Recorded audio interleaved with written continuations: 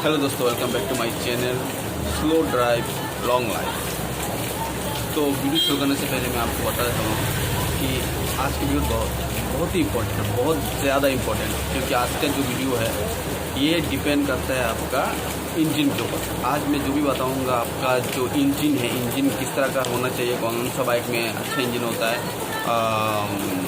खैर बाइक तो आपका आप चूज़ करके आपको जो अच्छा लगे वही लेंगे, लेकिन इंजन किस तरह से देखेंगे, कौन सा इंजन सही है कि गलत है, उसका परफॉर्मेंस कैसा है, इसके ऊपर डिपेंड करते हैं। तो बने रहेगा अंत तक मेरे साथ। और जो लोग अब तक सब्सक्राइब नहीं किए उन लोगों को मैं बोलता हूँ कि प्लीज़ सब्सक्राइब कर लीजिए। आपको बहुत चीज़ सीखने को मिलेगा। आप रियली पैशनेट है बाइक के ऊपर, बाइक इंजन के ऊपर, गाड़ी के ऊपर, ट्रैवलिंग के ऊपर, राइडिंग के ऊपर, तो ये जो चैनल है आपको बहुत सपोर्ट करने वाला है, क्योंकि मैं भी अपना बाइक, मेरा इंजन सर्विसिंग हर चीज़ मैं खुद करूँगा। नया न्यू बाइक है, हर चीज़ करूँगा, फिर राइडिंग भी करूँगा, ट्रैवलिंग भी करूँगा, हर चीज़। तो आपको बहुत कुछ सीखने को मिलेगा। तो शुरू करते हैं, मैं आज शुरू करता हूँ। इंजन का जो सेटअप होता है वो 3 तरह से होता है: वर्टिकल, हॉरिजॉन्टल और आपका इंक्लाइंड। तो वर्टिकल आपको पता चल गया, जो सीधा, जैसे पकड़ लीजिए ये इंजन है, एग्जांपल ये इंजन है। तो अगर मैं इस कोई बाइक में इंजन ऐसे रखा गया तो इसका मतलब ये वर्टिकल है। अगर हॉरिजॉन्टल मतलब कोई बाइक में अगर आपको पता देखे आपकी इंजन ऐसे सेटअप है इंजन, तो ये हॉरिजॉन्टल। और इंक्लाइंड मतलब ना वर्टिकल ना हॉरिजॉन्टल, ये इस तरह से सेटअप होता है, इस तरह से। तो आप सोचेंगे कि अगर इंजन सेम है तो 3 तरह का सेटअप में अंतर क्या होगा।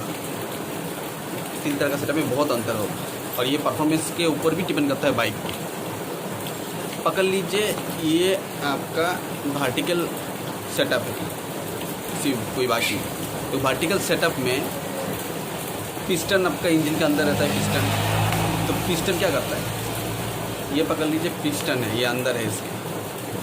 पिस्टन ऐसे घूमेगा, नीचे जाएगा, ऊपर जाएगा, घूमेगा। तो ये चीज़ इंक्लाइन में भी होता है, हॉरिजॉन्टल में होता है। तो अंतर कहाँ पर आता है, पकड़ आपको मालूम होगा ग्रेविटी फोर्स के बारे में आपको पता होगा। ग्रेविटी फोर्स जितना मतलब आपका स्टेबल होता है उतना हर चीज़ का परफॉर्मेंस अच्छा रहता है। ये ग्रेविटी फोर्स पकड़ लीजिए, अगर मैं किसी भी चीज़ को ऐसे रखा तो इसका ग्रेविटी फोर्स मिडल में होगा, इसका यहाँ पर इसका ग्रेविटी फोर्स है, यहाँ पर इसका ग्रेविटी फोर्स है। ग्रेविटी फोर्स यहाँ पर है, इसका मतलब ये स्टेबल है। अगर मैं इसको ऐसे रखता हूँ ना तो इसका ग्रेविटी फोर्स यहाँ पर है। जो मिडल पॉइंट होता है ग्रेविटी फोर्स उसके ऊपर काम करता है, क्योंकि अगर ये स्टेबल नहीं होगा इसका मतलब ग्रेविटी फोर्स इसमें काम नहीं कर रहा, मतलब मेरा सेटअप सही नहीं है। तो ग्रेविटी लीजिए इस कॉपी का मगर अगर मैं हॉरिजॉन्टल रखता हूँ तो ये बहुत जल्दी ये स्टेबल हो जाता है। देख लीजिए स्टेबल हो गया।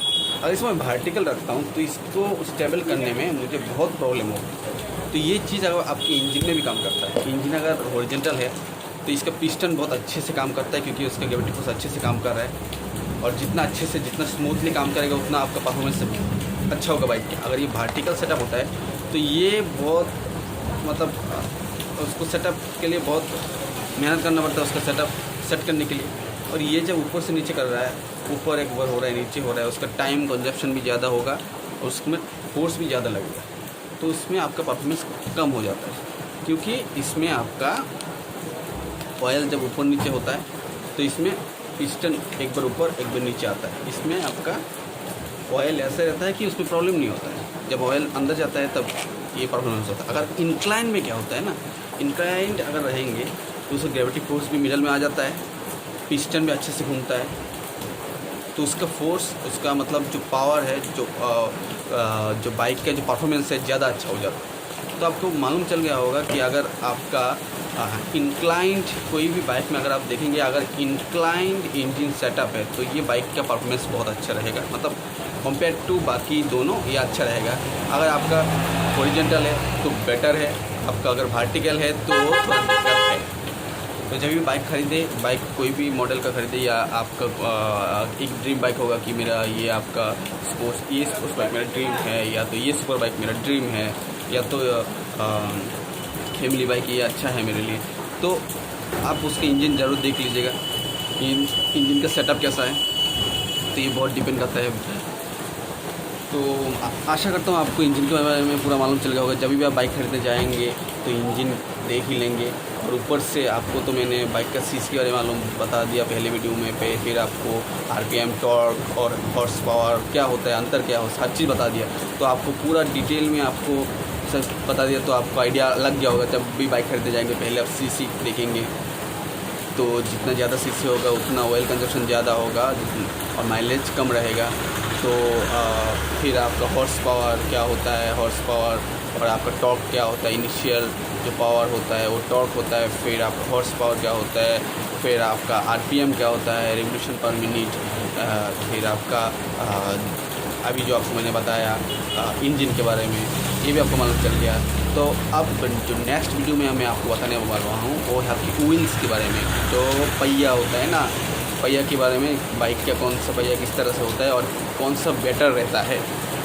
और फिर आपको मैं बताऊंगा व्हील्स के बारे में, फिर आपका और क्या क्या होता है, बाकी आपका जो इंजन ऑयल के बारे में हर चीज़ बता दूंगा। तो प्लीज़ मेरे साथ बने रहिएगा। आशा करता हूँ आपको ये वीडियो भी अच्छा लगा होगा और ये इन्फॉर्मेशन आपको बहुत काम आएगा। और बाहर बहुत ज़्यादा बारिश हो रहा है, तो शायद आप सुन भी रहे होंगे। जो भी हो, लाइक, शेयर, सब्सक्राइब ज़रूर करिए, मेरे साथ रहिए। आपको हर तरह का अपडेट, इसकी बाइक के बाद आपका राइडिंग का अपडेट, सर्विसिंग का अपडेट, हर चीज़ मिलेगा। Be with me and thanks for watching my video. Bye bye.